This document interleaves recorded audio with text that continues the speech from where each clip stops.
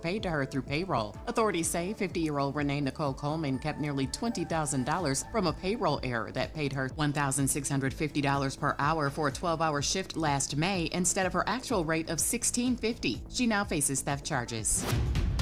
And Memphis rapper Pooh Shiesty has been denied bond in a federal case accusing him of kidnapping and robbing Gucci Mane in Dallas, Texas. A judge ruled he'll remain in custody as the case moves forward.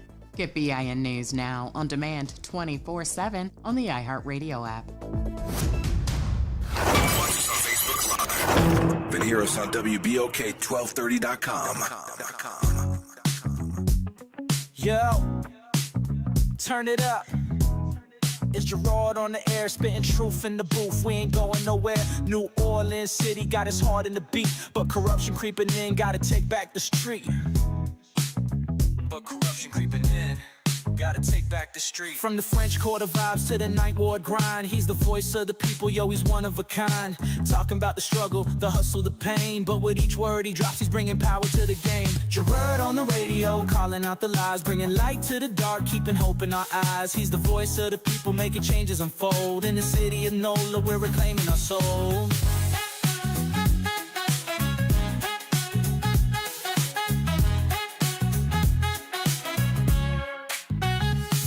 Try to silence the truth, but he's loud and clear. From the bayou to the block, everyone can hear. Got the people united, it's a movement, no doubt. With his mic in hand, he's breaking all the clout. City eat the official scheming, yeah, they playing it slick. But Gerod's on the line and he's ready to kick. For the schools and the streets, he's fighting the fight. With a heart full of passion, he's igniting the night. Gerod on the radio, calling out the lies, bringing light to the dark, keeping hope in our eyes. He's the voice of the people, making changes unfold. In the city of NOLA, we're reclaiming our soul. From the jazz in the streets to the gumbo pot, he's the pulse of the city, giving all he's got. Together we rise, united we stand. With Gerod on the radio, we're taking back our land. So tune in, y'all, let the truth resonate. With Gerod on the mic, we're rewriting our fate. In New Orleans, the power is ours to embrace. Keep it real, keep it loud, let's uplift this place.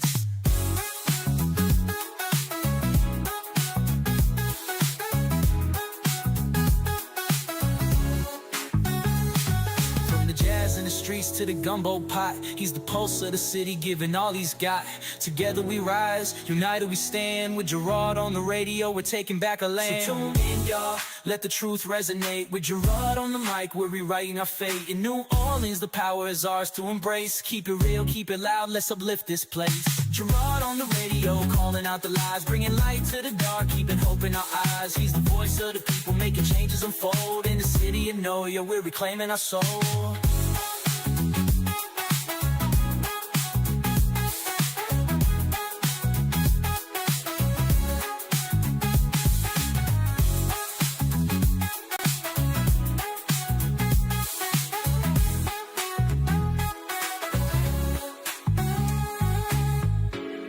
Yeah, tuning out, let the truth resonate. With Gerod on the mic, we're rewriting our fate. In New Orleans, the power is ours to embrace. Keep it real, keep it loud, let's uplift this place.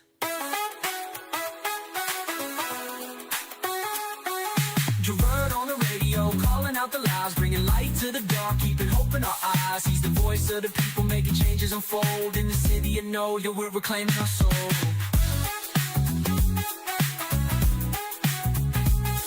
Yeah! No! Yeah, yeah! Hey, no! Resonate with Gerod Let on it the mic. resonate, baby! Come on! We're rewriting our fate. Where we We're going? writing the thing! In New Orleans, Where you at? Where you at? it's ours to embrace. Come on, put your hands in the air, let us know you're out there. Come on. This place. Come on, Will. Not that hand. That's the hand. Not the fingers. Oh, boy, what's going on, good people? Welcome to Friday. Thank God. Yeah, it's finally here. Best day of the week.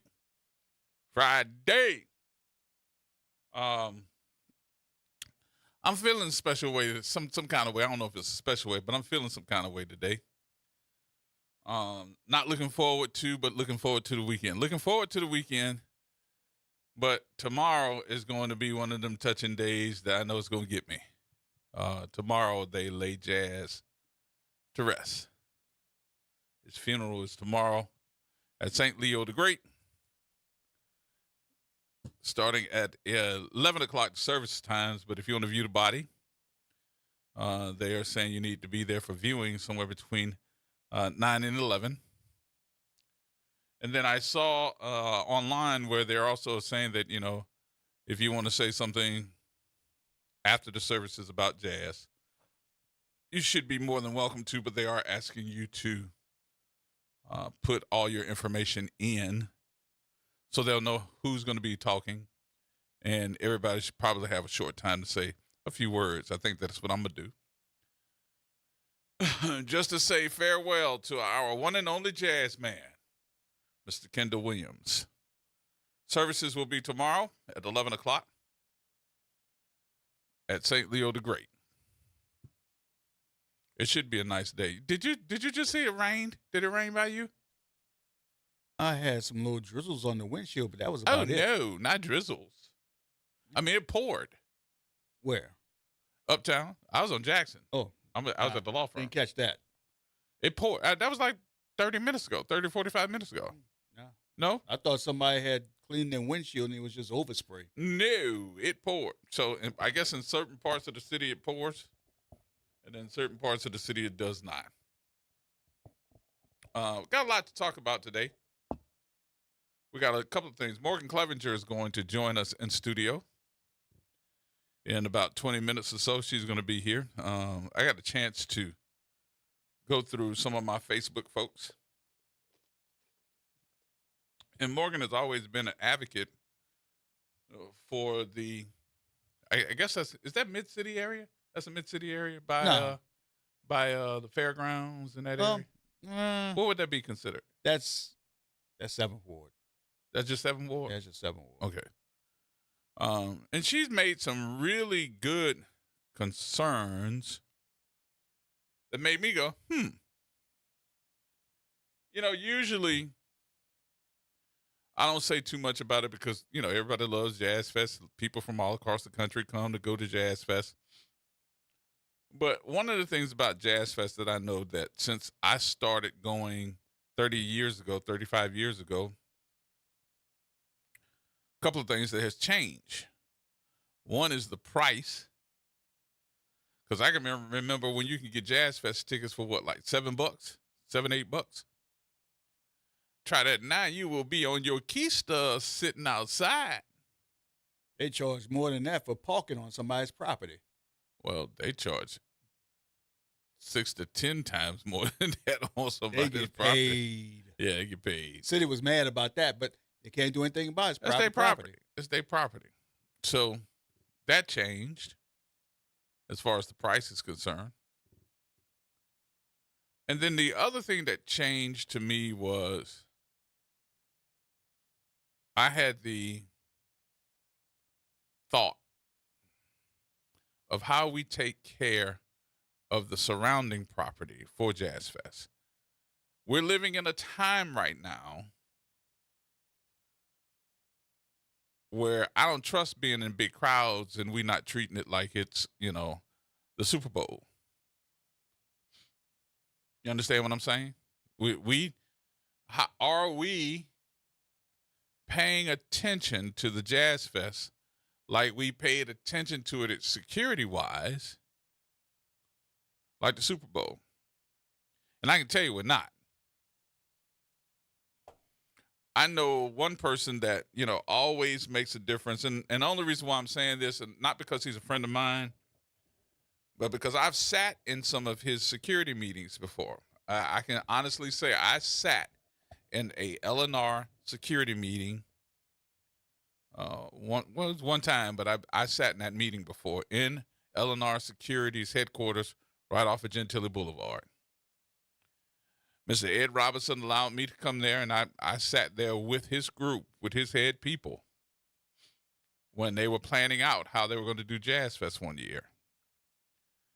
And I know for a fact that he takes it serious because, number one, it's one of his biggest clients. The other part of it, he don't want nothing to have on his watch.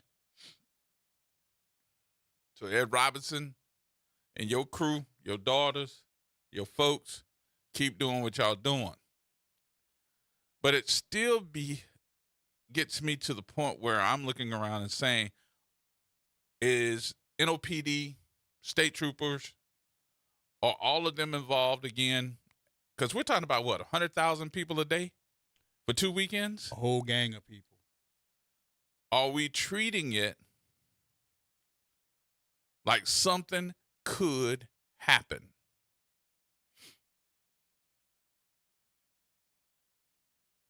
Because I don't hear nothing yet. And we getting dangerously close.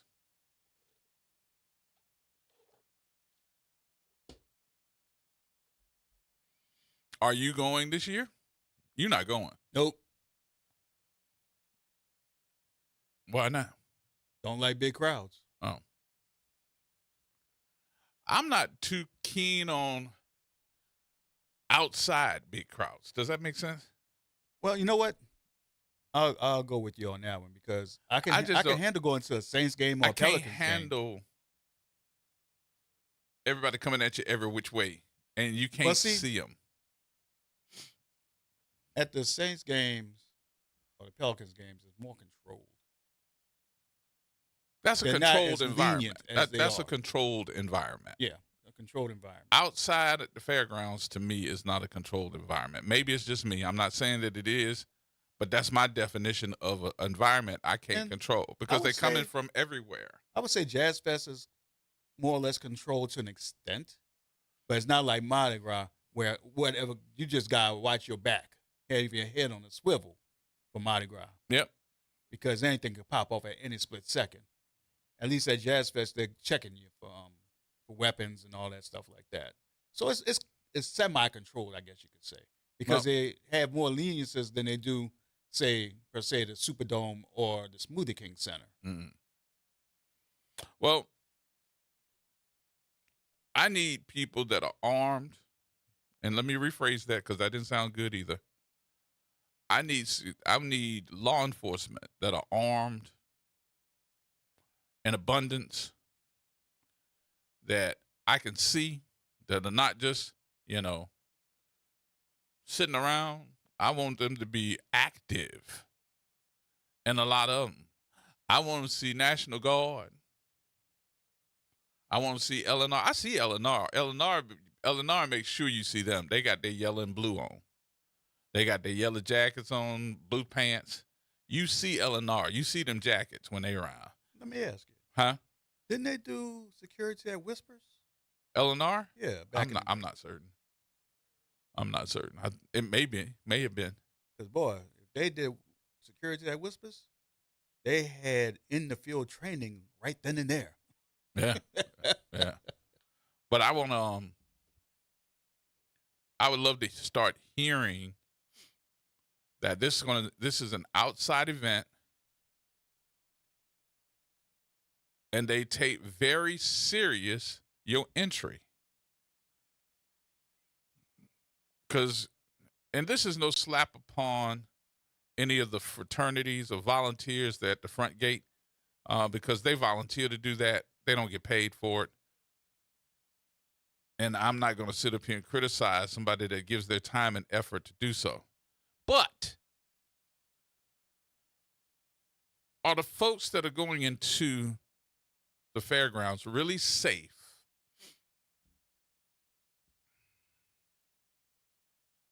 If they're being searched by a fraternity?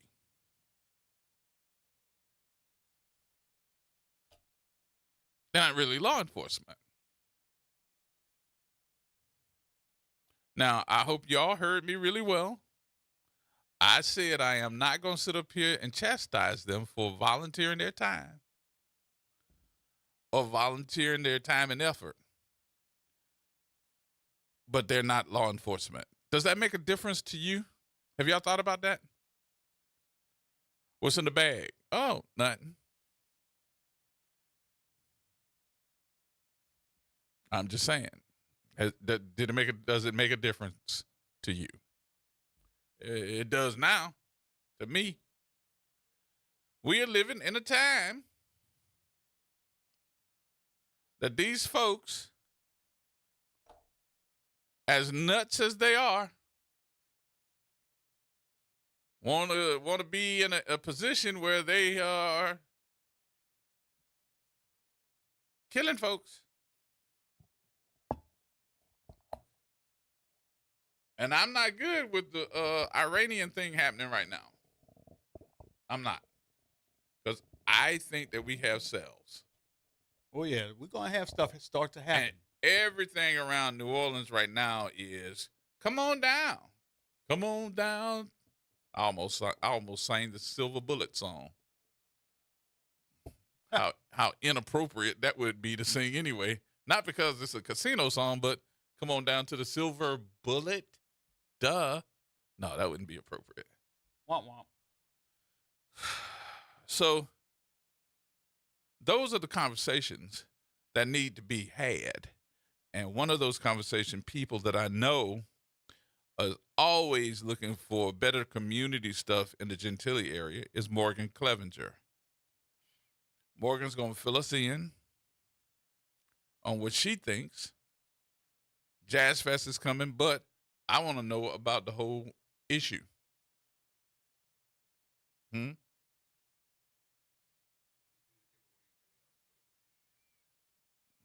Let me take the phone call first. G.I.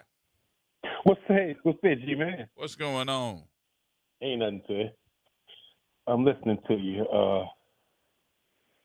I know I'm like you. I've been going to the Jazz Fest for 30, 35 plus years. Mm-hmm. And I remember them days when it was $5, $7 to get in there. And they didn't kind of price me out, you know, and I used to be a daily goer, but they didn't kind of price me out, man. That's a big hit. They priced me out too. I can't dance on that pole like I used to, man. I can't swing on that pole no more for Jazz Fest tickets. I can't do it. Yeah, you don't hurt yourself because you ain't got no backup. I don't have nothing. I can't even get down. I don't think they got enough of Sorbine Jr. to get me off of that thing, bro. Yeah. All right, but back to this. The Omegas, they do run they scan tickets. They scan the tickets. What's your name? Company LNR or LNS? LNR. LNR. They do the bag checks. Mm-hmm. That's the table. That's the table before the ticket scanning. Okay. They check your bags. They check chairs and everything. And those young people out there, they're pretty thorough. They're pretty thorough. Okay. They do check, because if you got a drink in that bag, you're probably you're not getting in with it. Well, and when you go through those metal detectors or whatever, so they're pretty thorough. So do you think though that well, let me put you into place. If you came, would you feel safe? Yes. You sure? Yes. Okay. I feel more safe at the Jazz Fest than the French Quarter Fest. Wow. Yep. I just know the French entranceway. Now, how many entranceways are you talking about? Are you just talking about the front? What about the back? At the about front, the stables? you got front, you got Belton, you got that other side street, you got two big gates and a small one to the side. Yep. You feel safe with all of them? What's the street going on Gentilly? Not Belton, it's the other side. I guess it's Belton Street. That's the one on by the little store. You're talking about the side entrance. That one's not as heavy. It's not as heavily as guarded. Right. As the other two. The other two, they're main gates. They got a lot of people go through them, so they're pretty safe that way. Okay. So I would feel safe there. And even the one on that side street, I think they do a decent job. Now, what you got going on when you get caught? I'm not sure. I'm not familiar with the process on how you get cars in there, how they drive in there, but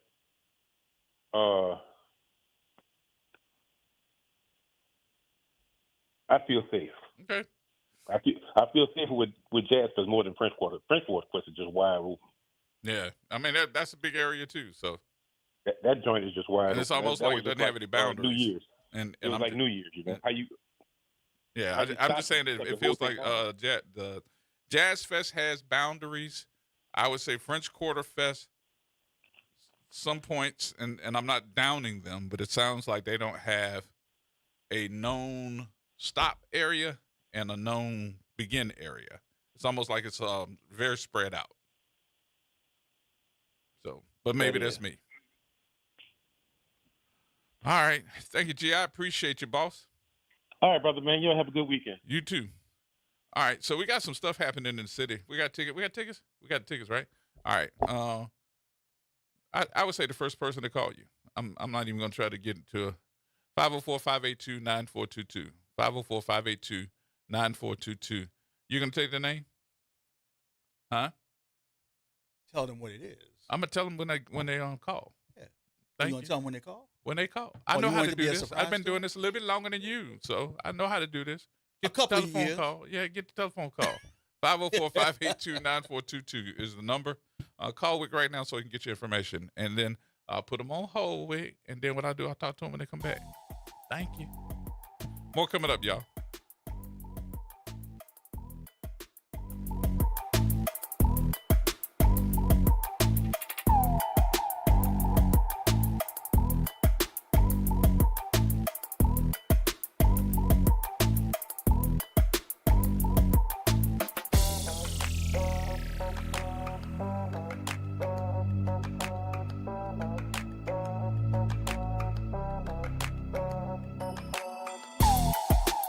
Norman Robinson is back, Can you hear me now? and he's taking no prisoners. Can you hear me now? Each weekday, Norman Robinson brings you commentary with Off the Top. The incident was shocking, disturbing, disgusting, disappointing, and sad. Each weekday, Off the Top with Norman Robinson is heard exclusively right here.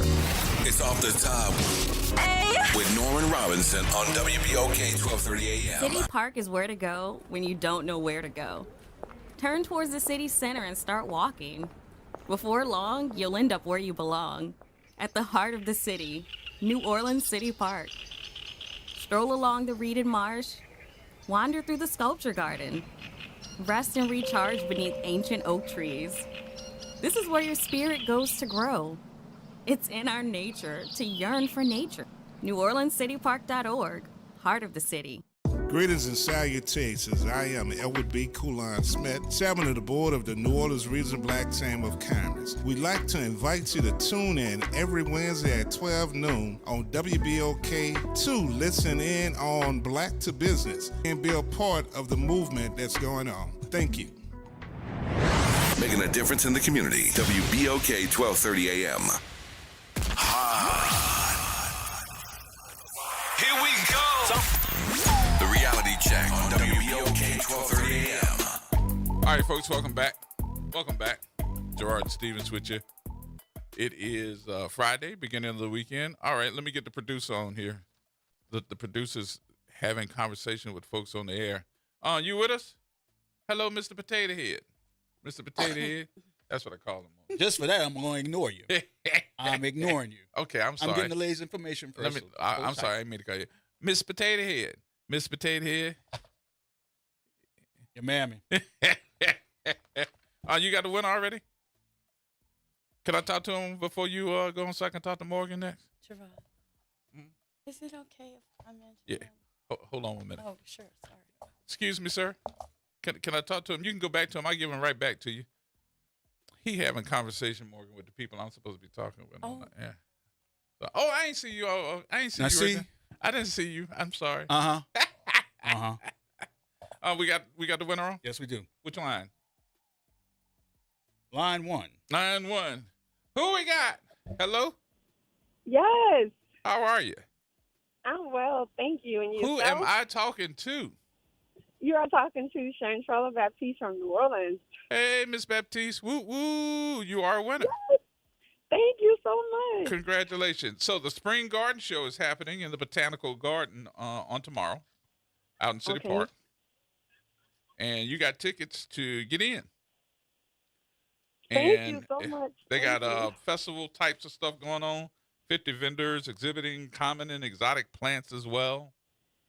Gardeners of all levels and experience. So if you're a green thumb, you're gonna love this one. Yes, I am.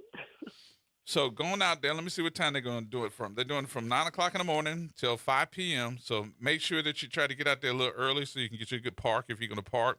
Or better yet, be a tourist in your own city and take the streetcar or get you an Uber. Yes, thank you. Okie dokie. So did he get all Yes. your information? Yes. No, not all of it. You need to speak back to her? Okay, he needs to speak back to you. Thank you. Okie dokie. Congratulations again, and have a good weekend, all right? You too. Thank You you. can call us Monday and tell us how great it was. I will. All right, Thank Miss you. Baptiste, hold on again. Oh, all right, I got on hold. She's on hold. Joining me now, though, the lady with the plan. You've been doing this for a long time, Morgan. Yes, First I of all, have. welcome. Thank you so much, and thank you for having me, and thank you to your listeners and the WBOK family. So I introduced you earlier. I said Morgan Clevenger, the lady that's always concerned about what's going on in the community because she's a community activist. Was I right in that explanation? Yes, because I love my city, and when you're from here and you're committed and you're passionate about it, your concern starts with the people. Mm-hmm. Not just like Ellis Marcellus said many, many years ago, the culture comes from the street, not from above. So let me tell you what I was doing. I woke up. I usually wake up in the morning somewhere between 3 and 4 o'clock in the morning, and I start watching the news because I'm a news junkie. That's number one, and then I go on my social media and I see what everybody's talking about. And I think I told you this, but I want you to know I'm telling you the truth. Okay. I went on your Facebook page, and I'm looking at your Facebook page. I said, Morgan outside in the dark? What is she doing outside in the dark? And then I listened to you as you're talking. You said, it's 3 o'clock in the morning, and I'm standing out here in the middle of the neutral ground on Gentilly Boulevard over here by the fairgrounds. I said, what is Morgan doing outside in the middle of the night? Not even the morning, middle of the night at 3 o'clock in the morning. Well, I'm going to tell you, Gerod, thank you for checking that out because, I'm not a natural internet person, and it's taken me a long time to utilize Facebook and Instagram. You utilize it, got my attention. But it also takes me a long time, a long road to get to the point where I have to actually make a big old post about something. And so the reason I was out there was because it's now less than 2 weeks from Jazz Fest. Mm-hmm. And there are, 12 to 14 lights out on Gentilly Boulevard between Broad and St. Bernard. There's also lights. That's not a long stretch. No, it's only about 8 blocks. Wow. Yeah. So and how many lights? 12, possibly 13. There's a whole pole that's actually missing. Because it was one of the poles struck by a vehicle that never got replaced. You have? Yes. That vehicle was destroyed. Woo. And that's the other reason I was out there at 3 a.m. because over the last, say, 3 to 4 years, maybe 5, we have seen an enormous uptick in unsafe driving, speeding, reckless driving. I mean, it's crazy. We have crashes on Gentilly in front of the fairgrounds, down on Gentilly and Castiglione. North Broad is nuts. St. Bernard is nuts. And so that's been a big advocacy point for several years now for us. But I didn't feel safe going out any earlier because that neutral ground is so tiny. Plus, these issues keep me up at night. So I said, let me go out there. They keep you up at night? Oh, yes, indeed. So yes, when you filmed, and I'm going to tell everybody, go to Morgan Clevenger's Facebook page and just scroll down. You'll see her standing out there, and you'll see that picture of the car that hit that There's pole. 2 posts. I made the first post, and then I went to City Hall and went to DPW, Department of Public Works, what y'all doing? And the nice guy over there who I finally got to, he gave me a map of the area of the Gentilly, and asked me to go out at night and identify which, mark up the map. What? Yeah. So city gave me homework. Yeah, so I did that. Wait. The guy that runs the department. Well, he's not the top guy, but he's actually one of the workers who have institutional knowledge, right? And he was actually very helpful. The top guy that I did run into, a top guy, he basically told me, call 311. And I'm like, well, okay, this is a major event, right? Second maybe to Mardi Gras. That's been in this neighborhood for 50. Did you call 311? Hell no, because we've been calling 311. We've been doing the reports, and nothing happens. And I'm not mad at the 311 ladies because they're really nice and they do their job. But the disconnect is they take that report, they put an item number, they pass it to the correct agency or department, and then it's up to that agency or department to actually take action, right? So 311 is also where the city, the NOPD, everybody tells you, we need you to report it to 311. Well, if I'm going to spend the time marking up a map, I'm not also going to call 311 because we've done it in the past with no result.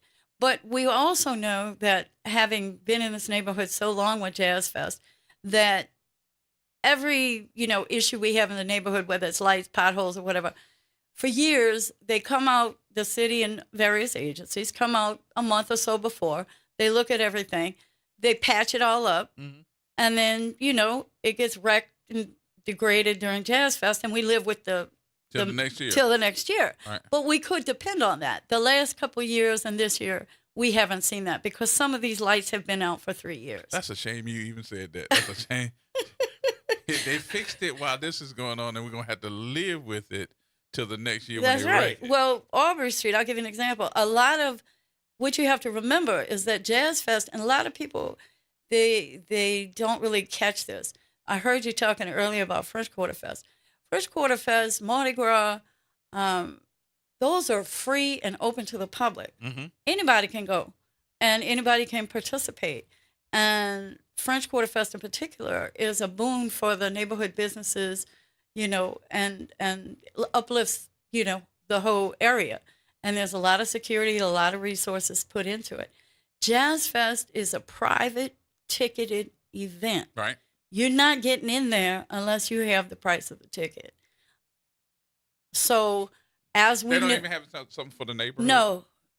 There's nothing for the neighborhood. I thought there was something for the neighborhood. Hell no. Oh, excuse me. No, there is nothing. Say how you mean it. And I think that's where the residents, especially in our neighborhood, the Fairgrounds Triangle, which we are literally the front door of the festival, the front yard, front porch,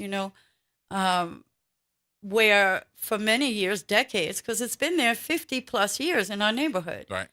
So, for many years, our residents, and this is a predominantly Black working class neighborhood, have shown that true New Orleans hospitality. They welcome the people coming through the neighborhood, and it has really added value to the whole Jazz Fest experience. But as time has progressed and the Jazz Fest attendance has exploded, and they have also oppressed the neighborhood in such a way that we cannot even move out of our neighborhood or around our neighborhood, the tipping point has been reached. So the frustration level of the residents is and because Jazz Fest does not support the neighborhood. Think about that. Have you all had Oh, that no, meeting? we've never been able to be invited to a meeting with Jazz Fest. They do planning meetings every year. They include one of the other neighborhoods, maybe two of the other neighborhoods. But we've never been included, even though we have asked many, many, many times. So we've sent letters, we've written to the Jazz and Heritage Foundation, but we're really just not heard. So, but what's happened is, because Jazz Fest has seen exponential, explosive growth in attendance. So you may have 50, 100,000 people a day coming through the neighborhood to go to that venue. So when you compare that venue, the Fairgrounds Racetrack, to other venues in the city that can accommodate that size of a crowd, Superdome is, I think, 86,000 max. Right. UNO Lakefront Arena, even Mahalia Jackson, even, the Old Municipal Auditorium. All of those venues, first of all, they're not in residential neighborhoods. Right. Second, they have, as part of their site, ground transportation, logistical operations, bus drop-off, taxi drop-off. Well, our neighborhood has literally become the ground transportation logistical operation for fairgrounds. For Jazz Fest, without any like, hey, what do y'all think? Do you care? What can we do to help? They just set it up. They just did it. So they take over Stallings Playground, which is our only green space, right every year for the taxi cab stand. Okay. True. They didn't really ask us about that, but that's been going on a while. All right, fine. Then back in the 1990s, which we didn't find out about until much later, they went to city council and got a waiver for these giant oversized tour buses that carry ticketed Jazz Fest attendees in their tour bus into the tour bus parking lot in the fairgrounds. They come down Aubrey Street, which is like maybe half as wide as this room. And every year the street would crater, like literally become a sinkhole. Really? Yeah. And the buses would fall in and they'd have to get all these tow trucks and everything to get them out. So I've never heard that before. Oh, yeah. And so we organized and said, look, the feeling in the community is no more buses. Get the buses out of here. Right? Find another way. Why they can't come on Gentilly? And you know what we've always been told? Well, we don't want them to have to make a turn. So anyway, we spent several years on that, fix the street permanently, no more buses permanently. But what ended up happening is they came back with a interstate grade 18-inch concrete street and kept the buses. So I spent all that money on the buses to keep the buses instead of saying, hey, we can reroute the buses and not have to come through your little neighborhood where people sitting on their porch are literally, the bus is right, like the windows right next to their door. What was the explanation behind that? Again, we don't want the inconvenience of having our tour buses turned down Gentilly. Let me see. Big Earl, are you still there? We missed him. Call me back, bro. I'm sorry. Y'all also, everybody listening, if you'd like to talk to Morgan, you can do so. 504-582-9422. I'm sorry, Morgan. No, it's cool. And so I would like to say that, I was at the first Jazz Fest when I was a kid. I mean, I grew up in the quarter, 6th Ward. I live in the 7th Ward. I'm true and true New Orleans. I've been a musicians and cultural advocate since I was 14 years old. I'm going to always support our musicians and our culture. But at this point, Jazz Fest is an exclusive event that is actually issued a permit by the city. Mm-hmm. And I think what we've seen is a lack of concern about what residents' input and concerns are. We now have what's called a geofence. We've had that for a few years. Now, what is that? A geofence is an electronic technical thing that literally puts a fence around your neighborhood or around a location that prevents for-hire vehicles from being called into the neighborhood. So supposedly that was to help us, but they didn't ask us about it. They just did it. But what has happened is we have a lot of working people that don't have cars. We have a lot of elders that use cabs to get places, to the doctor, to the grocery. So what that means is our residents can't call a cab from... Yeah, because all of them right there at the corner. They would have to walk outside of the neighborhood to get a cab. Right. One of the things, too, with us being over there, not to cut you off. No, go ahead. But one of the things, and I want you to kind of expound upon this, too, because you and I, and I'm going to just let everybody know, in all seriousness, you and I have already spoken, because I wanted us to have all these conversations, because a lot of things that you're telling me, I'm not going to think about. But being associated with that neighborhood, the radio station was over there. The BOK legacy. Right, oh, yeah. So we would always have across the street by Stallings, the cab and Uber. And you had to walk outside of that area with NOPD to be able to bring your car in and out. Yeah. And we had to have the passes. Yes. And that brings us to another thing. So the geofence, let me finish that piece about the geofence. Mm-hmm.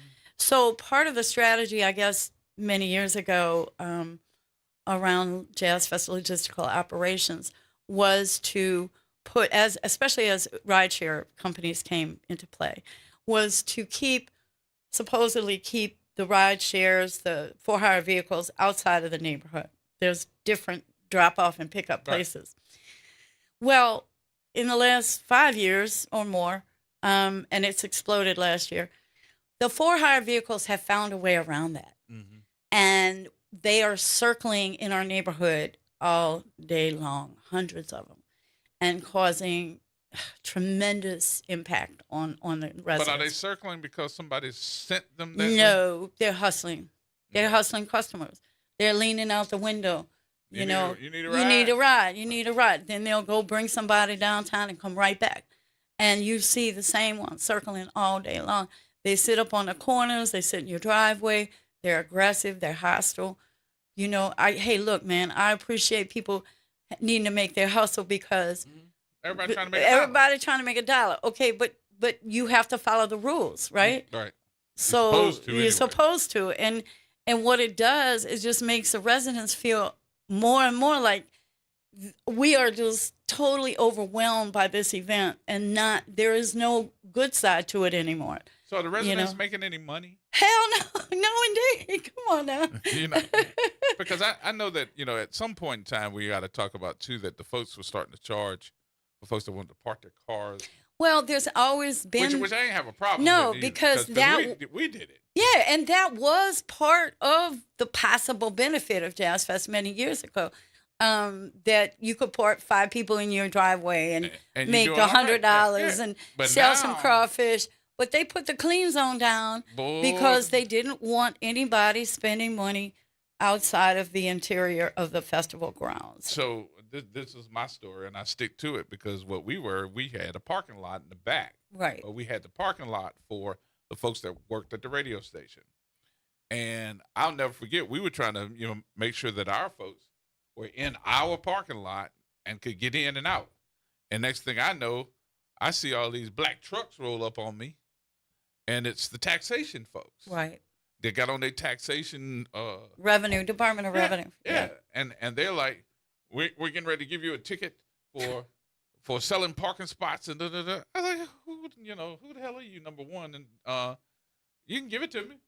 But you're going to get your feelings hurt when I, number one, take your information and we go to court. Well, just as the clean zone creates issues in other, during Essence, during Super Bowl events, Superdome, it Do you think there should be a clean zone? Well, I think what we have as neighbors and residents have come up with or pushing for, advocating for, is actually a resident vendor permit, because what we have is hundreds, thousands of people coming into the area with their own setup. I mean, we got people from Alaska coming in with barbecue trucks. Right. We got people coming in with mobile bars and, socks, every possible thing you could sell. But you know what I like, though? But wait, let me finish this now. This is important because this actually happened. If Miss Celestine is sitting on her porch like she's done for 30 years selling pralines for $1, and the guy with the mobile bar rolls up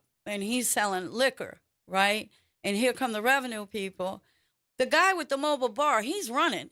Miss Celestine's sitting on her porch. That's her house. Miss and Celestine she got summoned for that. Used to run track. I'm just trying to say, Miss Celestine can run track. But you hear what I'm saying? I know what you're it's saying. Like, I'm being ignorant. Like these folks can run, but we're sitting ducks because, and there should be some benefit some kind of way. You know who I like that fought? This is what I was going to tell you.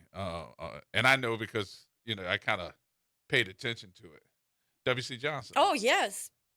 Because W.C. was he like, sued him. I'm suing you. That's right. And so that brings us to the other thing that you mentioned earlier, which is that neighborhood access pass.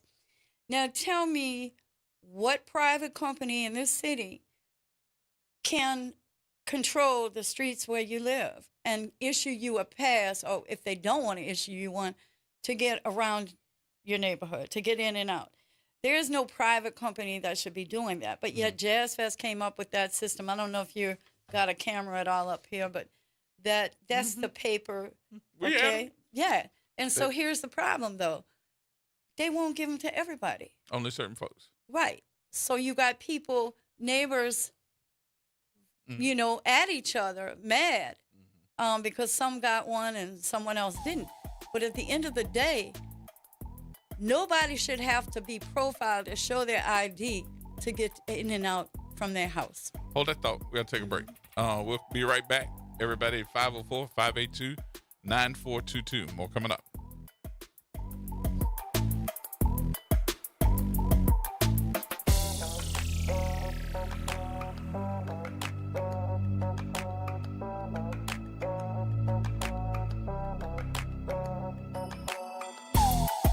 This is Monica Pierre along with Sally Ann Roberts Daybone, co-host of Your Power is On. Tune in Sunday mornings from 7 to 8 a.m. for music that feeds the spirit. Get your Sunday on. Right here on WBOK 1230 a.m. and WBOK1230.com, the station you listen to all day long.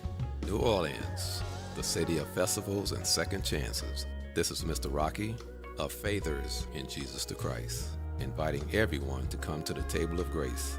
No matter where you are or what you're dealing with, guilt, bad habits, mistakes, or heavy hearts, Jesus still calls us his friend, and his grace is waiting for us. Tune in to WBOK 1230 a.m. or watch live on Facebook or Instagram. We'll reflect on his work on the cross, his resurrection, his ascension, and the hope of his return for we who that believe and have received him by faith. So join us at the table of grace, where mercy is fresh, forgiveness is real, and grace is served for people like you and me. A careless driver can change your life in an instant. Do you know what to do or who to call? If you've been injured in a motor vehicle accident and do not have an attorney, call Auto Accident Help Desk for a free consultation. We can answer all of your questions and estimate the potential value of your case. Call Auto Accident Help Desk and connect with an expert personal injury attorney. Call 800-269-4524. 800-269-4524. Don't worry how to handle your medical bills, lost wages, and pain. We will get you the money you deserve. They got me way more than the insurance company offered. The consultation is free, and you do not pay any legal fees unless we win or settle your case. Make the smart call. If you've been injured in an auto accident, call Auto Accident Help Desk for a free legal consultation. Call 800-269-4524. 800-269-4524. 800-269-4524. Get in on the conversation at 504-582-9422. Here we go. The reality check on WBOK 1230 AM.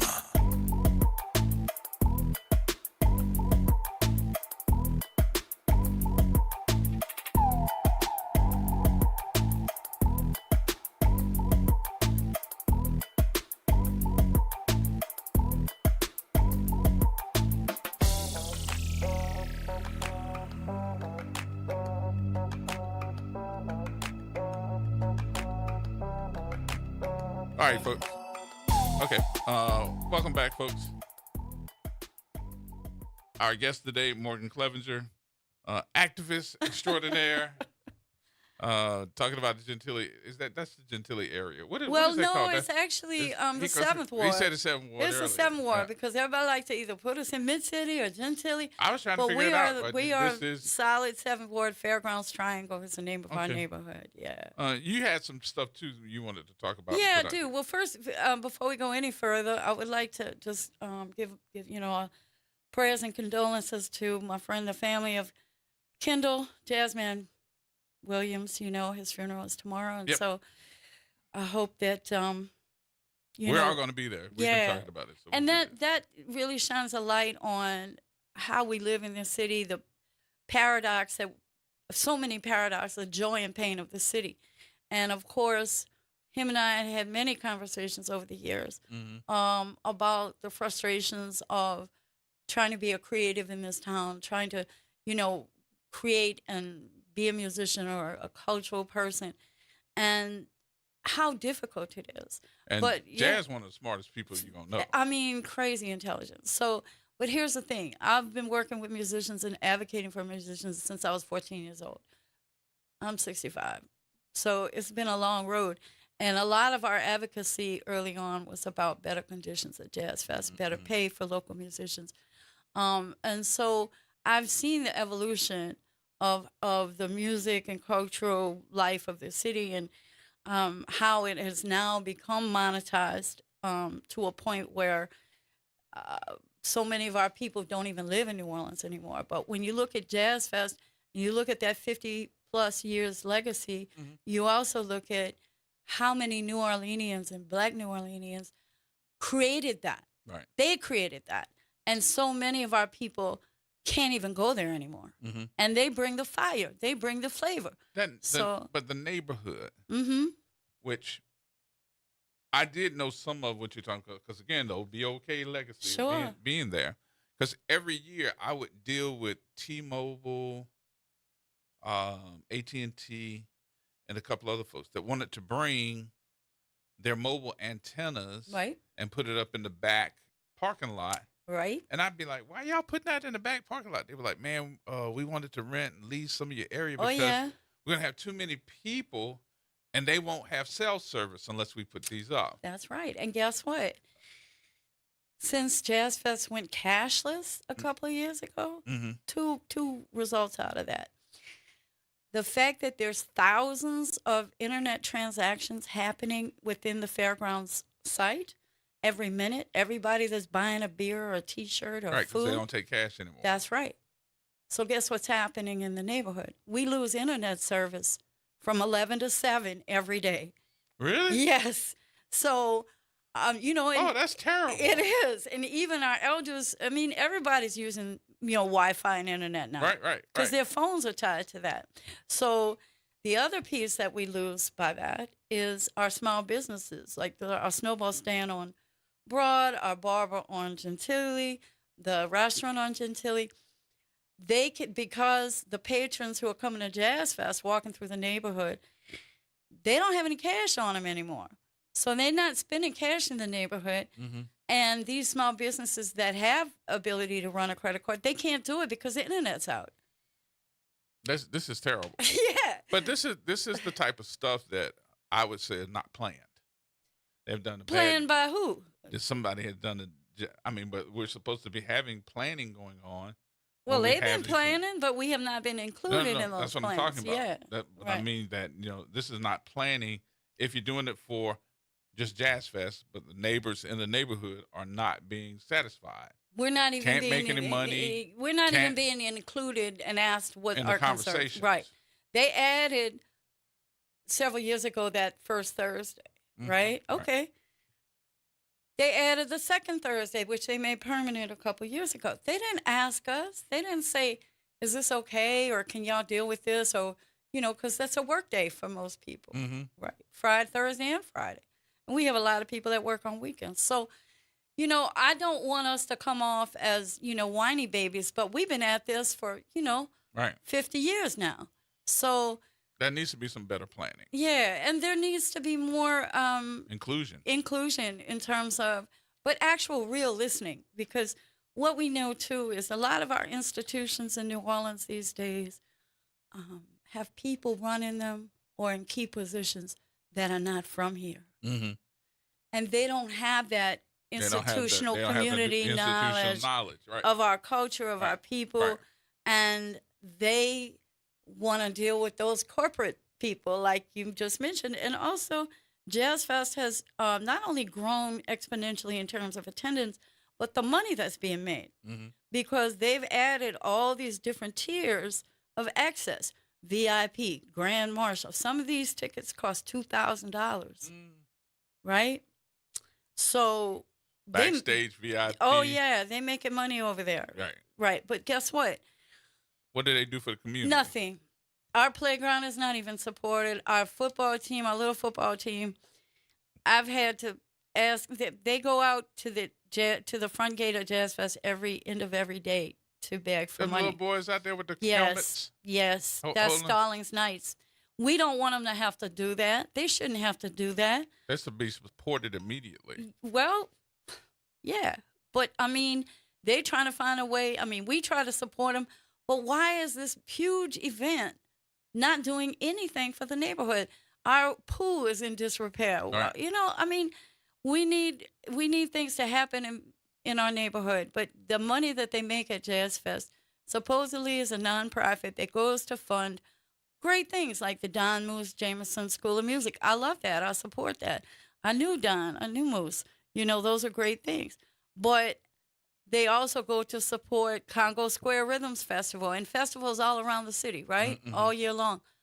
But nothing in the actual neighborhood that they are doing this thing. How you change this? Oh, Lord. I mean, Well, it shouldn't be, and for you to say, oh, Lord. We've been trying to change it for 30 years. So, you know, it's a real challenge because Jazz Fest is extremely powerful. And, you know, most of our politicians and elected officials and, you know, elevated elite people, they all get a lot of perks, a lot of, you know, access and their passes and parking passes and extra tickets. So, you know, where is the will to do this, right? So we just have to keep making noise. But we do have one thing that happened this year that I'm really thankful for. The street that leads from Broad to the front gate of the fairgrounds is on Zaga. It's a 3-block, teeny tiny little street. It is chaos every year because every year cars, and mostly for hire vehicles, are allowed to turn down on Zaga, while at 5 o'clock, between 5 and 7, Jazz Fest is releasing thousands of pedestrians to walk up into that traffic. It is total chaos. So this year, we made a lot of noise last year, especially after the terrorist attack. We went on TV, we did everything we could. They're going to change it up? Well, I want to thank the new NOPD Jazz Fest incident commander, Major LeJean Roberts, because he and his team actually came out and met with the neighbors a couple of days ago. So we are very thankful that somebody is finally listening on that end. What about the lights? They ain't on yet. They're not. They're not. I mean, they're not. So I'll tell you what I'm going to do. I'm going to give you my commitment to bring some folks from the city on the air. Okay. And ask them, what is the plan to change this? You got 2 weeks. And how much can you put into this to get these? How many lights?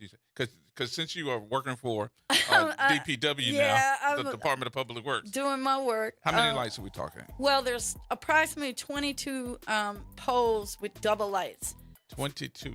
And out of the 22, 5 are completely out. There's also a 6 that's actually missing, the one that got hit by the So car. we're just talking about 12.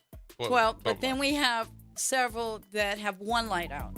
So it's a double light pole. So I'm going to ask. Yeah, and then of course, St. Bernard Circle, they have several out. St. Bernard has several out. Broad has a ton out. That's a whole nother report I got to make. So let's work on those first.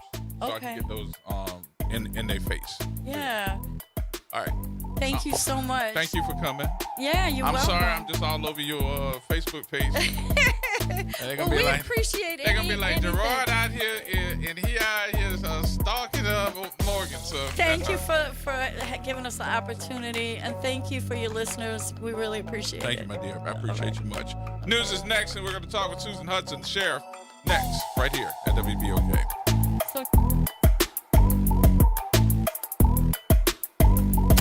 From the campus of Xavier University, WBOK Go and Equity Media Station. I'm Bree Wood with BIN News Now. A new poll shows 65% of Americans don't want a data center in their community, mainly due to noise concerns. University of Houston professor Ed Hurst. It's all the pumps outside to drive the air conditioning, to drive the water circulation. Experts say cooling equipment can be surprisingly loud, and enthusiasm for AI advancements remains limited. A Pakistani man faces life in prison after pleading guilty to plotting a terror attack on a Jewish center in Brooklyn. Prosecutors say the 21-year-old supported ISIS and planned the attack for October 2024. Sentencing is set for August. And Brandy is now a #1 New York Times best-selling author. Her new memoir, Phases, debuted at the top of the list, which explores her career, personal struggles, and growth over 3 decades in the spotlight. The Grammy-winning singer and actress released her book on March 31st. Get BIN News Now on demand 24/7 on the iHeartRadio app.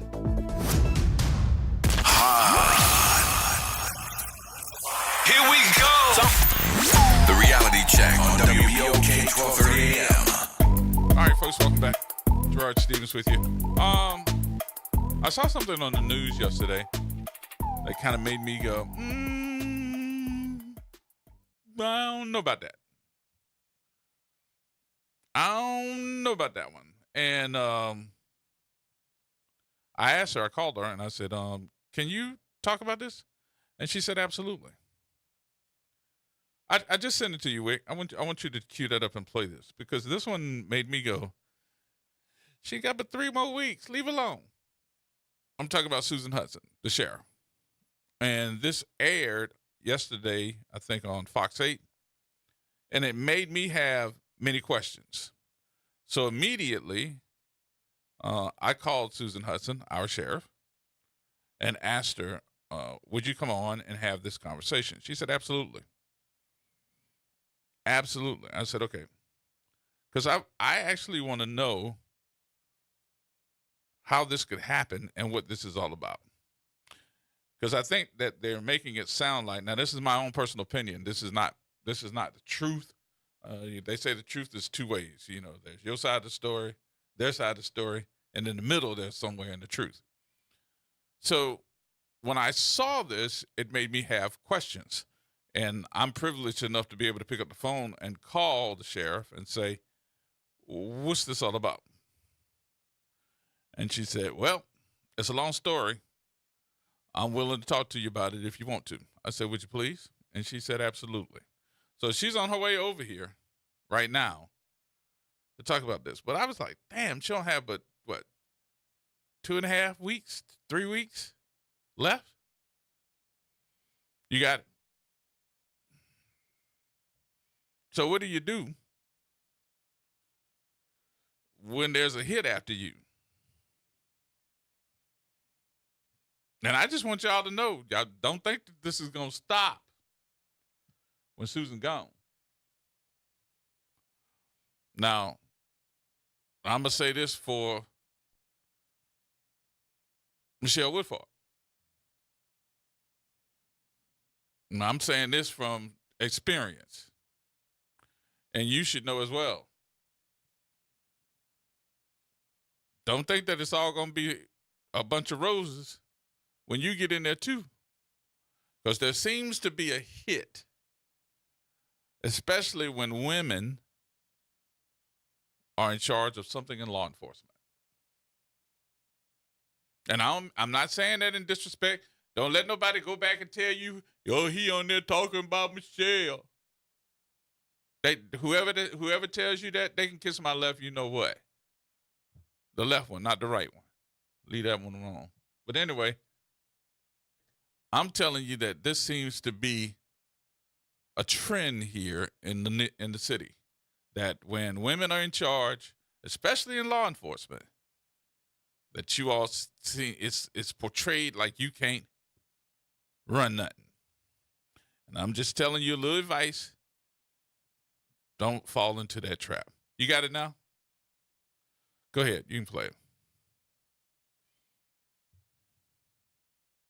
Exposes what was going on at the Orleans Parish Jail when 10 inmates escaped last year, including suspected killers. Jennifer Crockett reports that some chronic issues like staffing still exist today.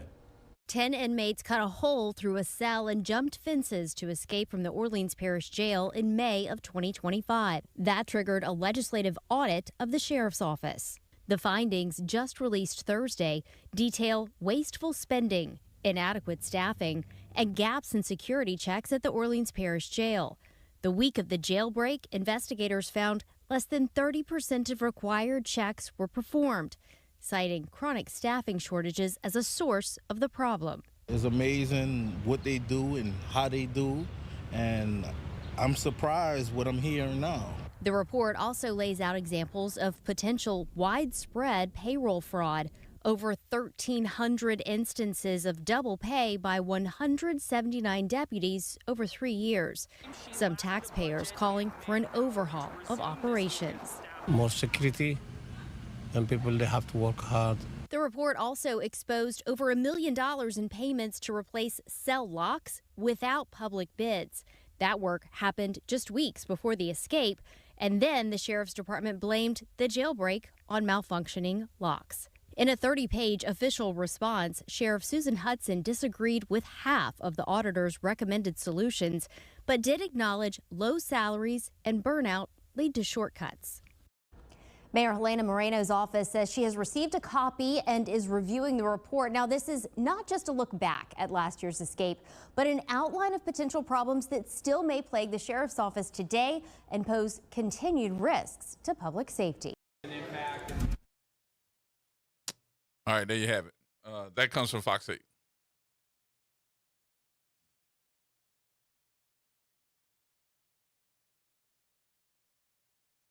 (504-582-9422). Now,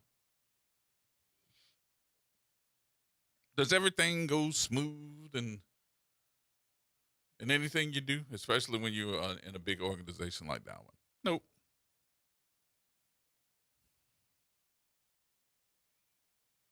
But I could have sworn that every press conference that I've been to or helped put together, and I wish I had the talking points here, but I don't.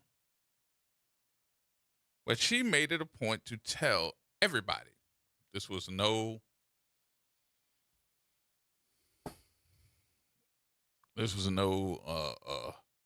Chinese arithmetic. I could have sworn that she told everybody over and over and over and over again that we have to do something in this city about the number of guards that we have working in the OPSO jail, because the pay is too low. We need to be able to raise that money up. They got one raise in what, 4-5 years? And we need to get them more money so that she can hire more people and quality people. I could have sworn that she said that about 700 times. I could have sworn. How did that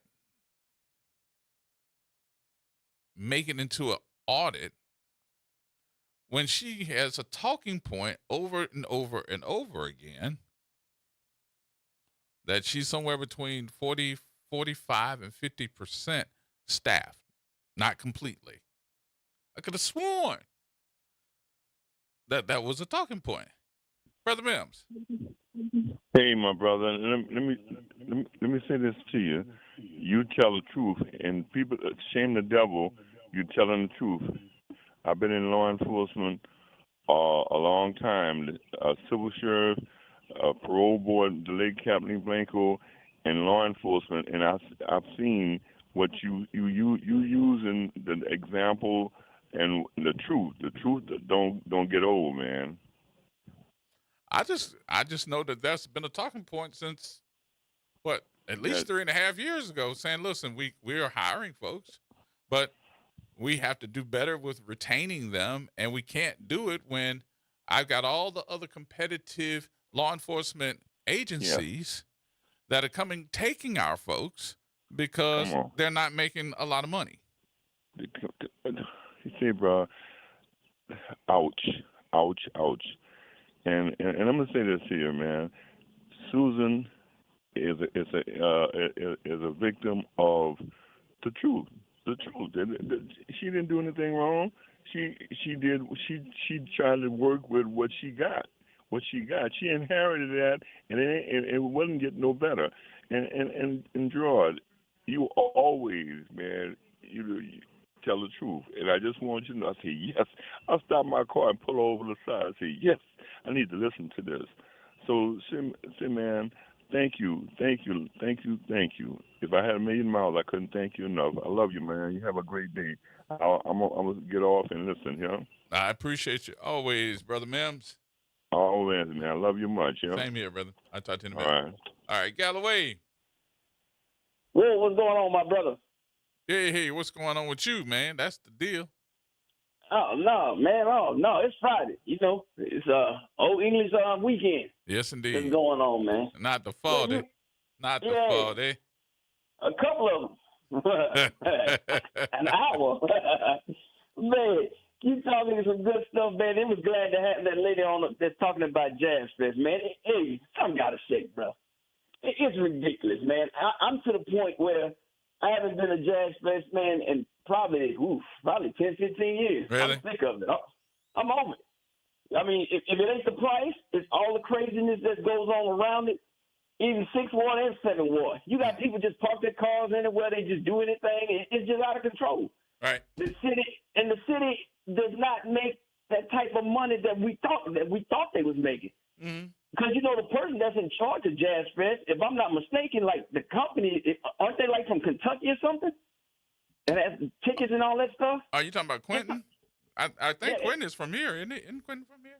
I think he's from here. No, he's the one in charge of like the thing, but I think like the person that owns it or something like that. You got to look into it. We'll look into it. But I know that they do most of their stuff that they're saying that they're going to do is the charging people that's coming to this thing to support WWOZ, which is their nonprofit radio. Yeah, okay, that sounds good. But you know, I was sitting there and was watching the state and the House and the Senate today in Louisiana. How can you vote down a minimum wage raise? How can you vote it down? Yes, they voted down just to move it up to $10. Oh, you're talking about raising the minimum wage? Yeah, they voted it down. Yeah, to raise it. Yeah, that sounds about right. That sounds about the ass backwardness that we have here. And you know, and they sitting there trying to tell people about the cost of living, how everything is going up, and you know they talking about let the market decide and this that, but here it is.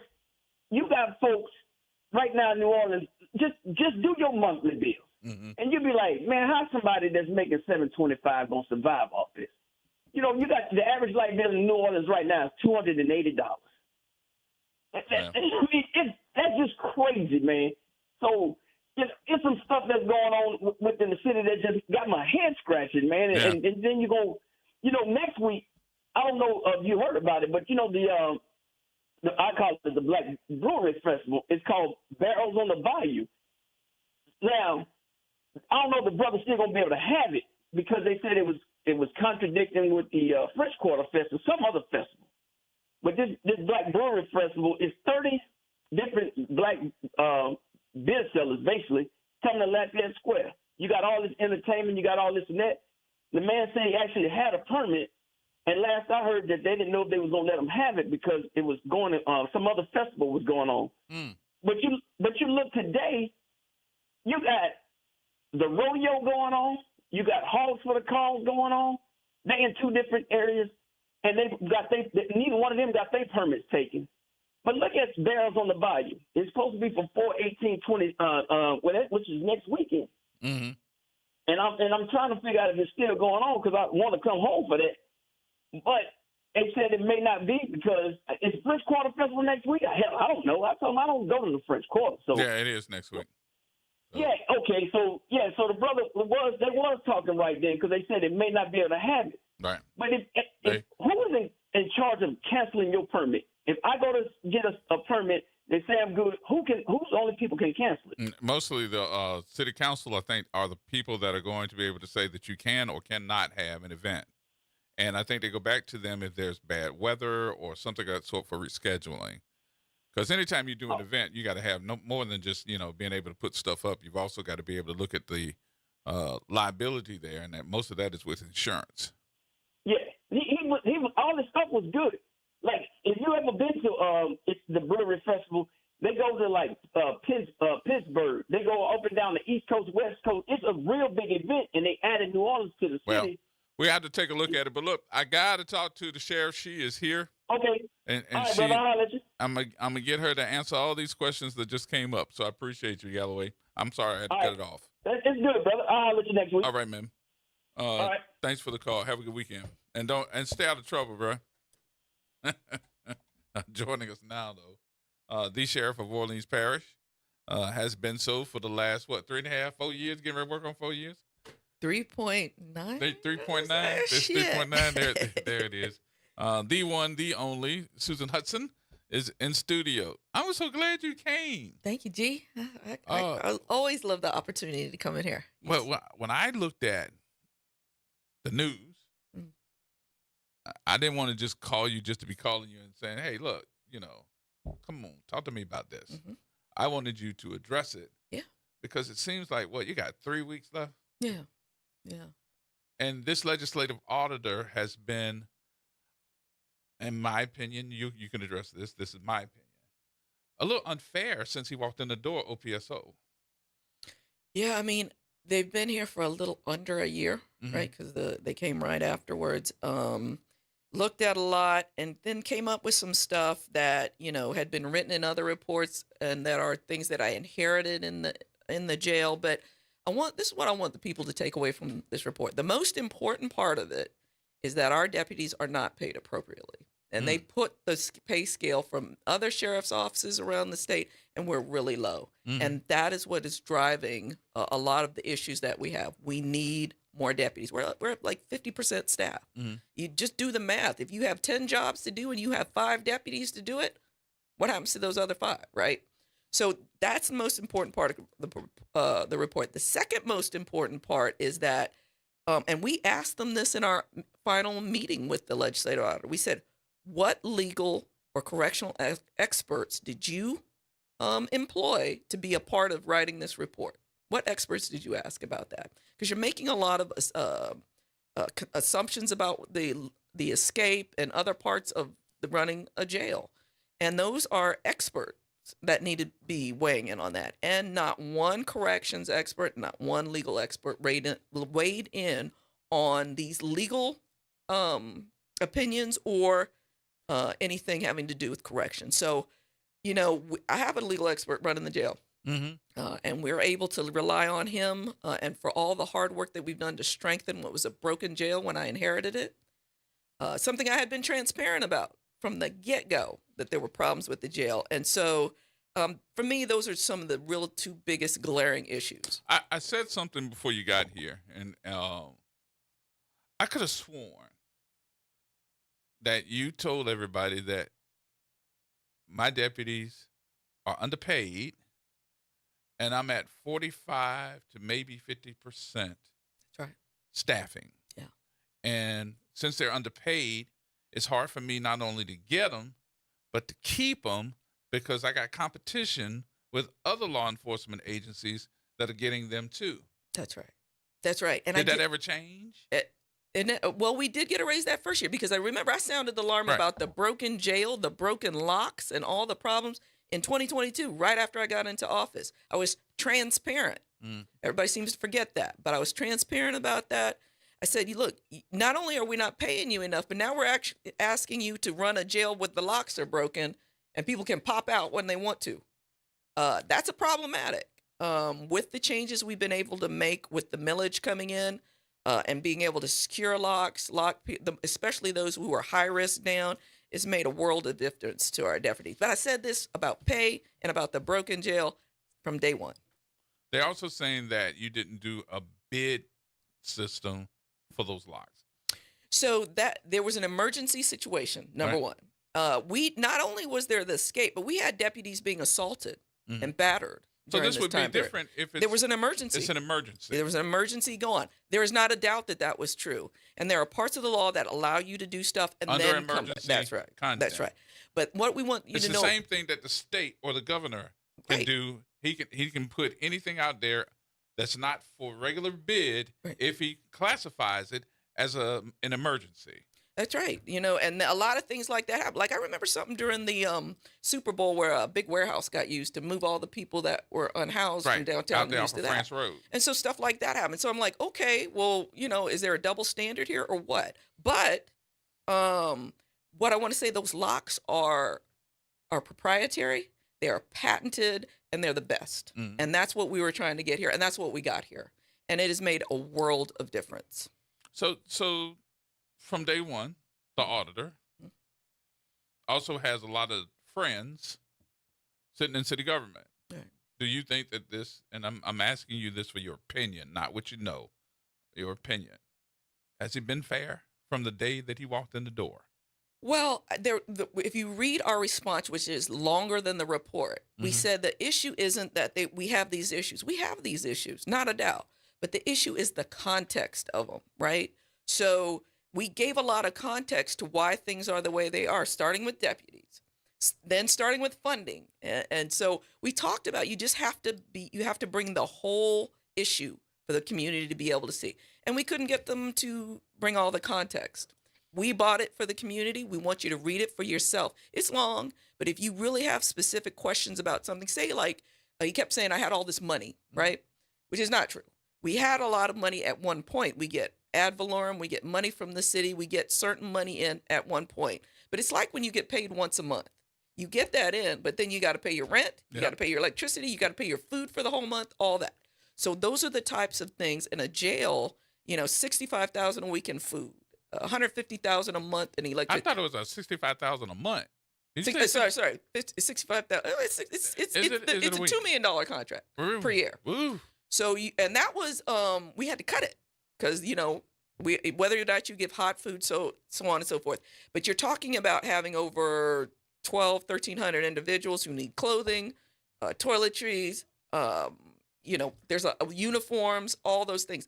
A jail runs on its provisions. So those things are not things you can't pay for, or people will not continue to supply you. And we told them that. So we're just saying there has to be context. Do you get to rebuttal this? I mean, because it's on the news now. Well, we asked this is why I'm asking the community. We did rebut it.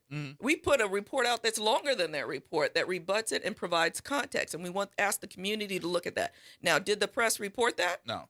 Well, that's the way it's been this 4 years. So that's just the way it is. Some people are going to be fair and some aren't, but the information is there for the community to see for themselves, like details, right? They want me to worry about a detail system when I have a crumbling jail, when I have not enough deputies, when I have medical and mental health to provide, and a full court system to secure. I cannot spend money or resources or manpower on that issue. The city has the money to have the Office of Police Secondary Employment. We don't have that. So what we have done is we started working on a system last year at Mardi Gras that we tried out, and now we're working with that vendor to kind of run the detail system for us. And so we've been working towards that, but it's not as cut and dried as you just instituted. Our current systems don't work with that. We inherited an ADP system that's a little out of, needs to be upgraded. And so we've had to, you got to build infrastructure to be able to do all things. You just can't do them at once. Let's talk about this jail. Let's talk about the mental health ward. Because every time because I go down the street and I look over every time over at the system. And when I was thinking about it, I was like, okay, they done built this thing. Yeah. And you still have to have these deputies, new deputies. Right. And I was saying it too, and I know she's probably listening, but I'm talking about Michelle Woodford. Now this is going to be her puppy. Right. Yes. So she's got to recruit these deputies that are going to have some type of mental health, I guess, knowledge too, because they're going to be in there with these folks because they're going to be committing some type of crime too, right? That's right. Those who are in the acute facility and the step down facility for mental health, most of them have are diagnosis and a serious mental health disorder, and so they're dealing with that, and they've committed serious crimes. We did not have, so by the way, we've been able to give the sheriff-elect a tour of that facility as well, so she could see some of the issues that we brought up about the building of that facility as well. To talk to her about staffing, what we need there. We needed 150 people in the jail itself and another 50 additional just for that unit, this new unit coming on board. So that's like 200 deputies. And that was before the election. So now, after the election, when there's a change in administration, you lose some deputies as well. And so we've lost some people and supervisors as well. So it's going to be exacerbating, that issue for her. We're going to take a break here. We'll come back. Folks, you can call in too, 504-582-9422 as we get the answers. More coming up next.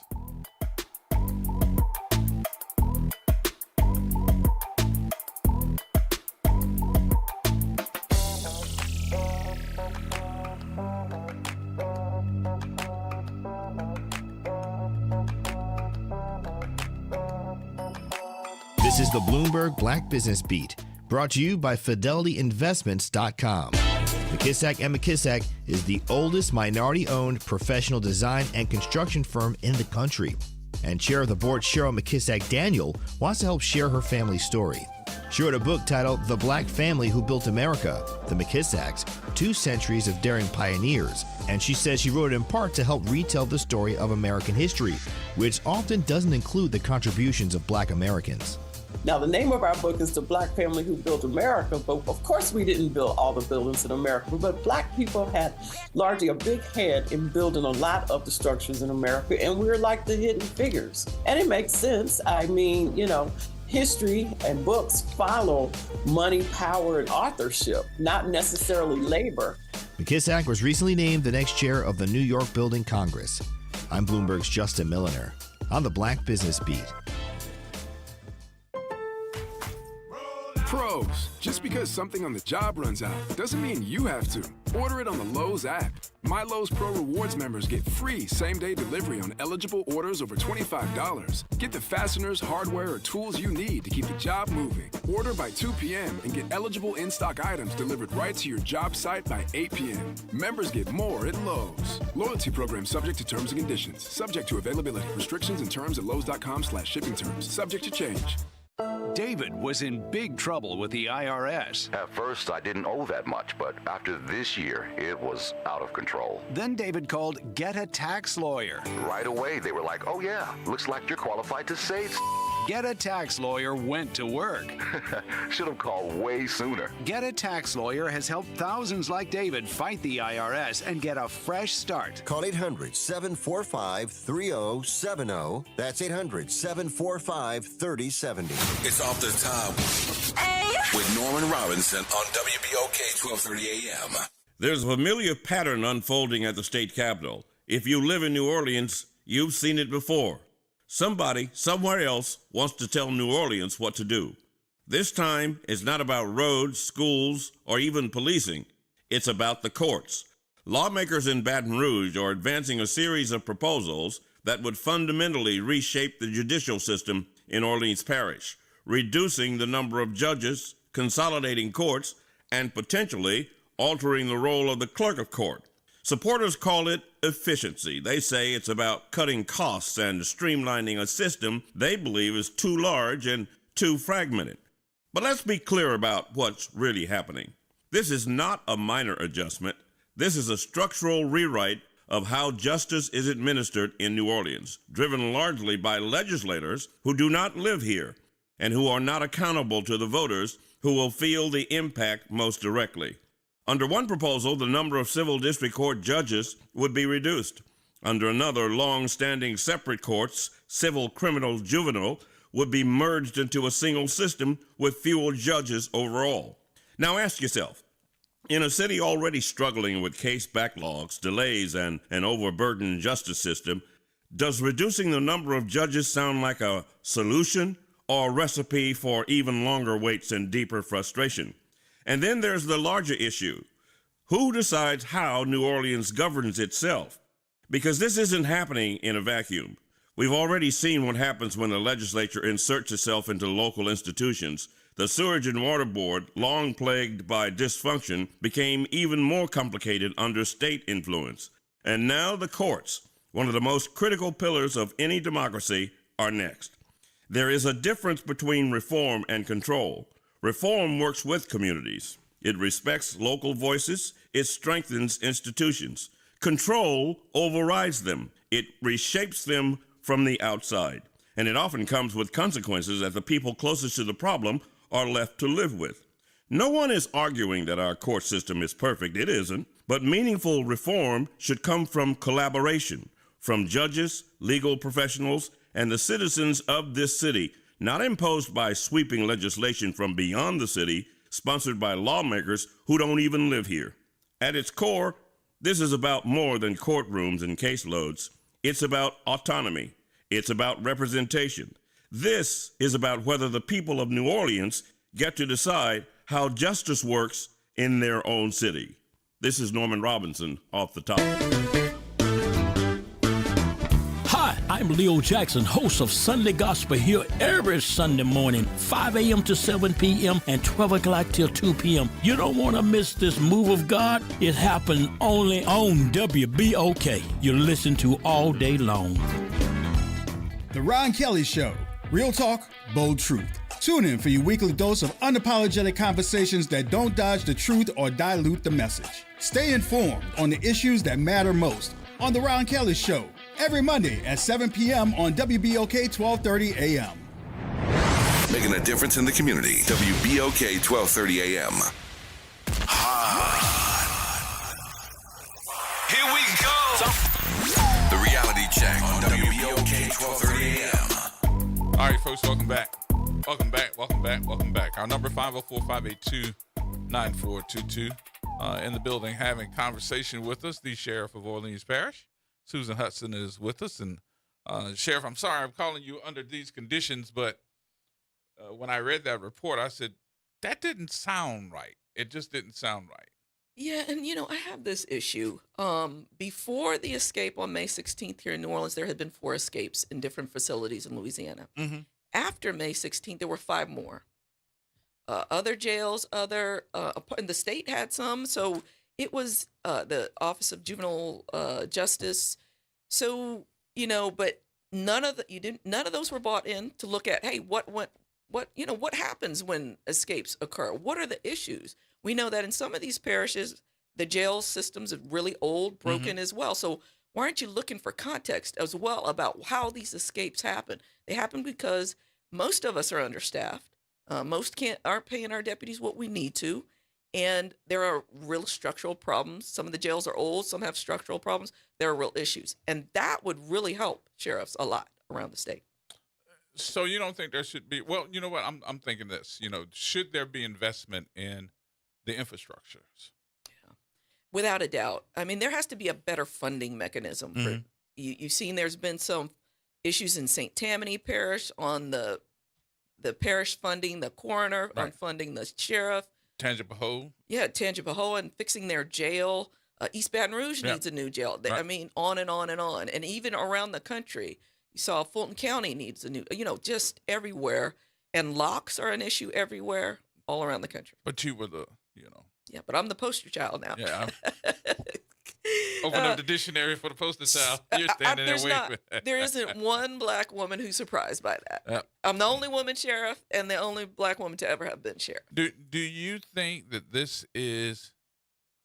Well, let's address the issue. The issue of what the legislative auditor wrote. Mm-hmm. You said you addressed it already. That's right. So the public can go and see what you said.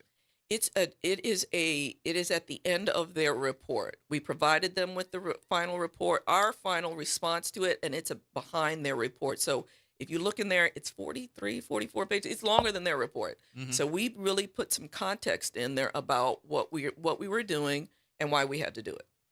So, and some context around it. Like, it's not in a vacuum. There are real life issues going on in the jail every day, life and death issues every day in the jail, and we have to deal with those as well. I need to address this too, since you said life and death, because I don't think there has been an explanation for the other corporate partner that also works with OPSO, and a lot of people don't understand it the same way that you understand it. You explained it to me, and so I understood it a little bit better too. But the TV. When I watched the report on television, I woke up and they were like, and the sheriff, right, and the OPSO sheriff has let go the medical director. Not true. Not true. Not true at all. In fact, I did not agree with that. I wasn't notified of that. So Wexford Health is a contract between the city, Wexford, and I'm a signer as well, but the city pays for it. The city contract manages that contract. So they pay for that, but what my power is to decide who can come into the jail and who can't. But we work very closely together, and they've been good partners to us in making sure, since we have so few deputies, that we schedule medical care. We schedule giving out meds during the day. We schedule specialty care outside. We work very closely together. It's very important to see that we're giving good care, and what do they need from the security side, and what do we need from the medical side. But on that day, I didn't find out that the person had been released until after they had already done it. So they didn't call you to discuss nothing? No, until after it had already been done. That was called about it. So I said, hey, look, one of the things we wrote to the federal judges and to them is that, look, communication has to be better. Needless to say, we're partners in this. Their offices, their clinical offices are in the jail right next to us. And then their corporate offices are in the administrative building one floor below me. So I'm very much available, and they have access to be able to get to me and all. And we just have to communicate as partners. Now, what we've done after that is work very closely together to make sure that the new doctors who came in, they brought in 2 different ones who have correctional experience, are able to come in and take care of that. Remember, medical and mental health are some of the largest parts of the consent judgment. That's why that consent judgment even is there for violence and medical and mental health care. Well, what is happening with the consent decree? Because I think it's something, too, that you need to stick your chest out and tell everybody we did this. Because when you first took over with these consent decree challenges, it was, 100 and something of them? Yeah, they're like 100 and, I believe, 54 paragraphs. And we got it down to 6 being not in a form of compliance. We had most being in some form of compliance, and then some being in total compliance. So you got to get to total with all of them, but a big issue with that, you can never get to that point until you have enough deputies. That's not going to happen because you can't do all the jobs that are required. No matter if you got down to 1, that big one would be I'm understaffed. Yeah, and so many parts of it are like the consent decree requires that you have a deputy on this pod and on that pod and on that. So these are required. But if you require those to be there, that means that's 3 or 4 deputies who aren't somewhere else. But you still got to cover those areas. Like we still got to get people to court. We take between 100 and 150 people every day to court. We give out thousands of meds every day, and so thousands of meals every day. All those things all have to occur as well. So you know what I'm going to ask next? What? I know too much. Oh, what you gonna ask me? Don't mess me up, man. No. I ain't gonna yes, I am. I'm not, no, I'm not. And if I am, tell me I'm not gonna answer that. No, I'm not. Okay, don't mess me up. Yes, I am. You got held for contempt of court. Did you ever address that? That was we appealed it, and the contempt was lifted. So while it's pending appeal, so it's still pending appeal, but that was lifted. So I kept doing it just in good faith. But it's really hard on our deputies because now they got to work every weekend. So they're really getting 1 day really off per week, which is tough. That is really, really tough to do. So they wanted you to do weekend court and you to bring the inmates, the residents, to court, their court. To the court. But OPSO has its own courtrooms within its walls. That's right. In the building. We do. We have 2 courtrooms on the first floor. So my question to them and you at that time was, well, instead of putting them in the vehicles and having to transport them over downtown and having at least 2 or 3 guards in that truck to make sure that y'all following the protocols, why don't they just come over to OPSO? And because you got a courtroom in there. You got 2 courtrooms in there. You can just go to the courtroom, bring them in the courtroom, and just bring them from upstairs. Yeah, judges from municipal court did that. But we didn't even ask that. We just said, let's keep doing Zoom, which everybody has been doing since the pandemic. Right. It's still been going on. So if they didn't want to come to the jail, didn't feel safe in the jail, whatever their issue is, just say do Zoom. That is very helpful for us because not only do we have to transport you over there, watch them in the docks where they sit, we also have to guard the whole courthouse and make sure there aren't people in there doing things they're not supposed to be doing. So it's more than just that.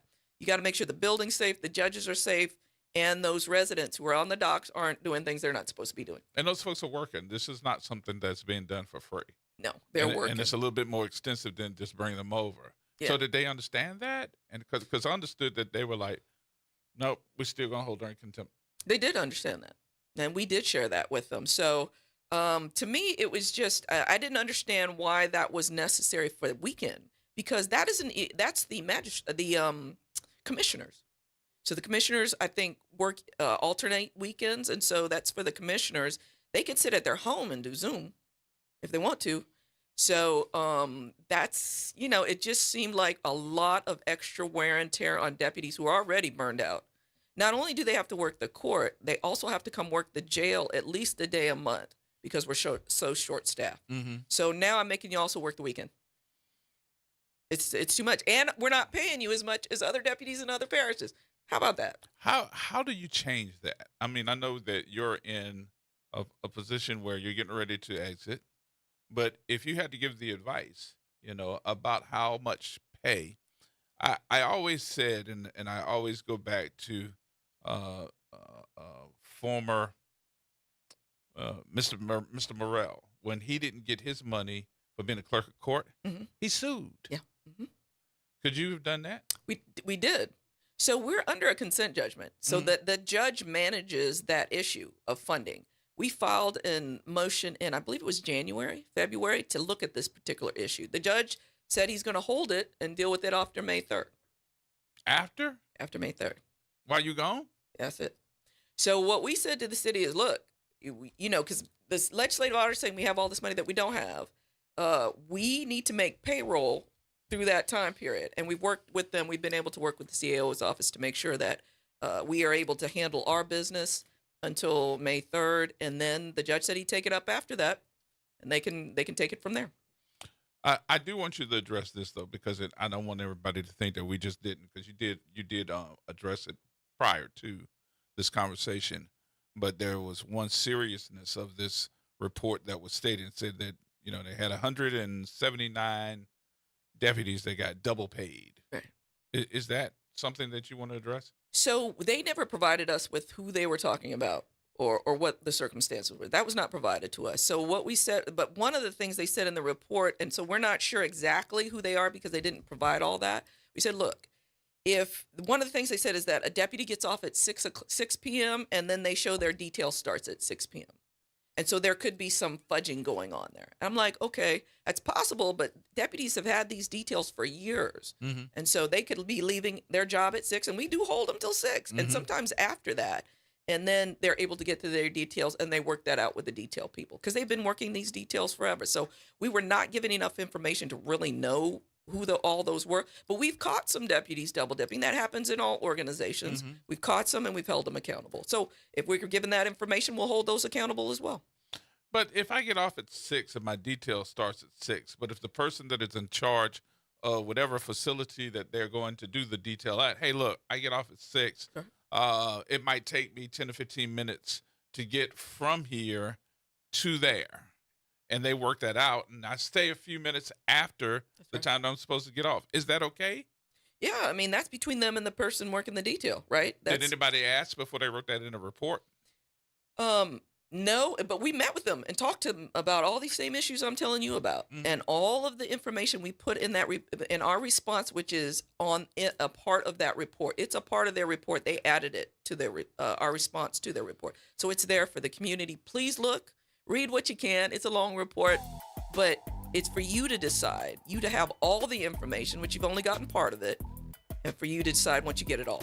Last few minutes coming up, we need to take a break here because I want you to address the community before you walk out the door. Yeah. I mean, this door. Oh, okay. Gotcha. More coming up, y'all. Everybody hold tight.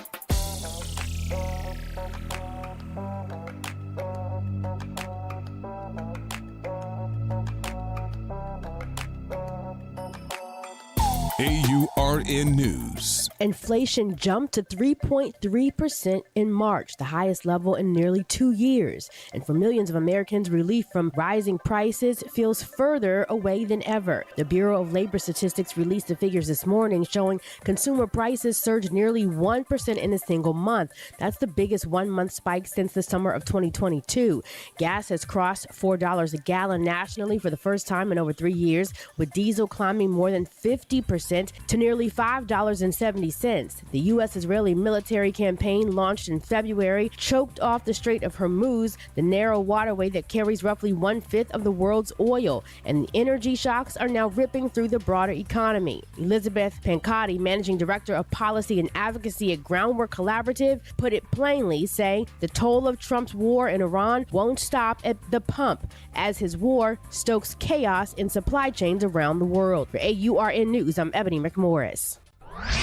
Hey, this is Steve Poston. Be sure to listen to WBOK 1230 a.m. every Saturday morning at 10 a.m. and Sunday evening at 5 p.m., bringing you the best Southern Soul barroom music with the Southern Soul Weekend Party Mix, hosted by me, of course. I'll be playing your favorite Southern Soul music by artists from all over the South, right here on WBOK 1230 a.m. or online at WBOK1230.com. The station you listen to longer.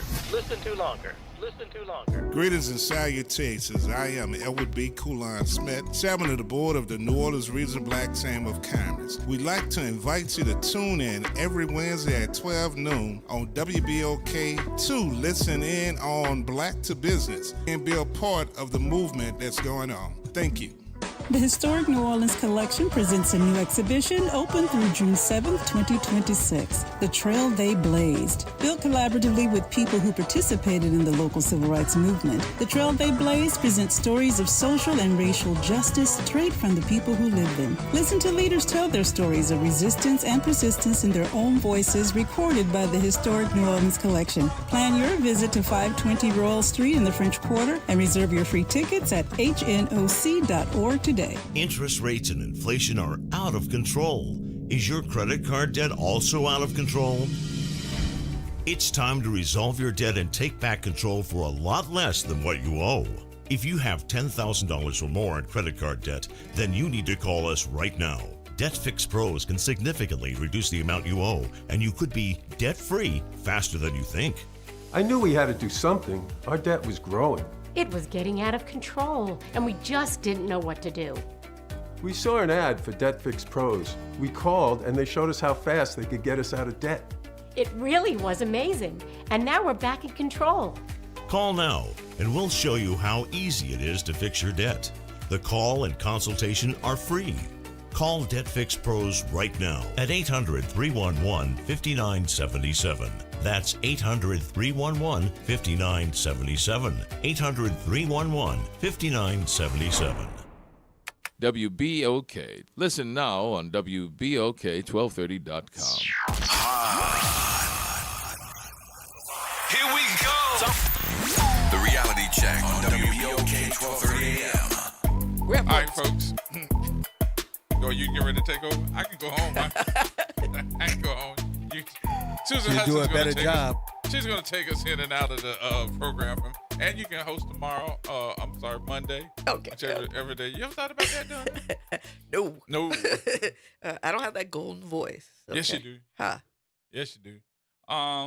Way better than yours. So, some of the things, you see what I had to do.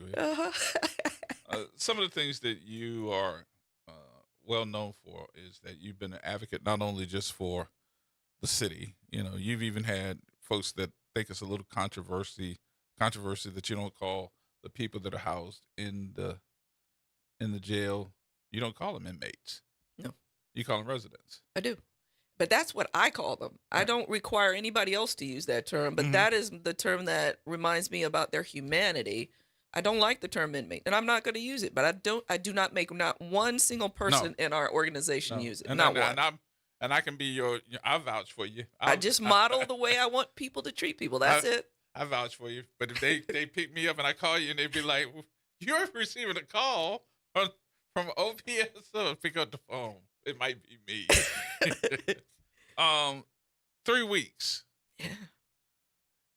What do you say to the folks on a public radio station, 2 radio stations, AM and FM, as you get ready to go within the next 3 weeks? What do you say to these folks in New Orleans? Oh, I want to say thank you to the people of New Orleans who allowed me the opportunity to serve this city. I promised you I would do certain things. I did those things. The desire for this position was too great. The political desire for this position was too great. And I didn't play politics. I just did the work. I'm going to wrap up and talk to you about, at some point, about all the things we got done. Like, we're modeling today, we're getting ready to release our new jail management system that is built in this century in 2026, as opposed to the old one, which is from the 1980s, right?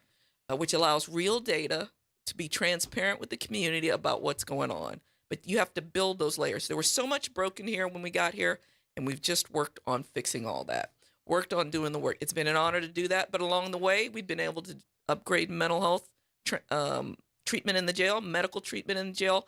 We now have medically assisted detox. We don't think it's a coincidence that overdoses in the street are going down, because we're treating folks. And we have even more to come. So we're doing that. We're providing education, job training, and treatment for the trauma that people have dealt with that gets them into jail. So we're doing the things to help people when they get out, not come back.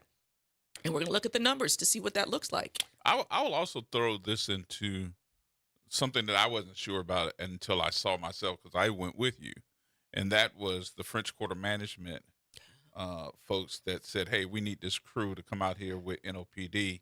Right. And even you drove one of the vehicles. That's right. I was like, move, run, she's driving, move. Because they went and said, okay, we're going to get you all this new what was that, like the RTV or whatever that was? Yeah, and you were driving it. Oh, yeah. Let me tell you something. I thank the people of the city for giving me the opportunity to do this. But above all, I thank our deputies and our employees who, when they took on the mission, I didn't have to say yes to doing this French Quarter because we're, so short-staffed. But our deputies love the opportunity to serve their community, and they take what they learn in the jail out there as well. They know that we get people to mental health and addiction treatment that they deal with on the streets. They know the people because they've dealt with them in the jail. So they know how to, appropriately contact them and deal with them. And we do walking beat. So we talk to all the people who work down there. We talk to the tourists. We talk to the citizens who are down there. So I said yes, but our deputies took it on and just took it to another level. And everything that has been thrown at them, they've taken on. I'm so proud of them, and I'm so grateful for them. What's next for you? I'm trying to get that out you anyway. Let me tell you what's next. A 2-month break. You just want to and Hawaii. I'm going to Hawaii. Are you? Sure I am. Yes, so indeed. that's what I got planned. I got a break is necessary. You think the sheriff is the sheriff 24 hours a day, 7 days a week, 365 a year. There is no leave. There is none of that. You're on duty all the time. No so matter I'm looking what. for that. No matter what. Thank you, New Orleans. It's been a wild ride. But you'll get soon. You'll be able to see all the good things we've been able to do. What sells is negative, but what goes on in the jail is just business. I learned that, and one of the things that I learned from you, Casey, and let me see. It's a whole bunch of folks that I could call out here that are responsible for me being a part of the crew that did the great work. Because of the fact that it's not just being in the jail, making sure that, everything goes right. But it was the extra stuff that nobody saw. That I would say the community loved you for doing it. The tents that went out to all the churches. Yeah, they criticized us about that in the report, right? You're like, what?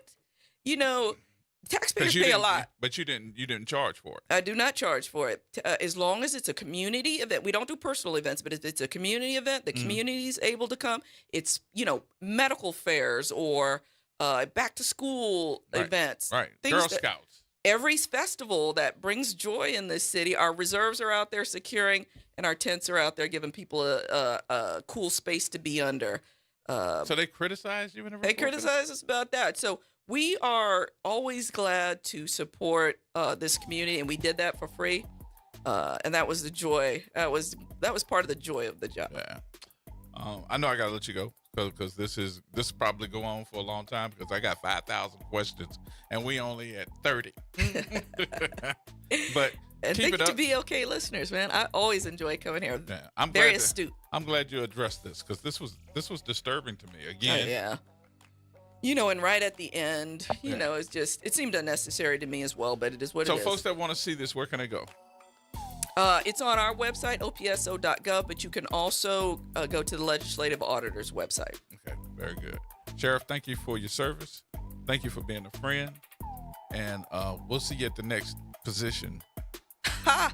Thank you, G. I look forward to my vacation. Okay. It's the next position.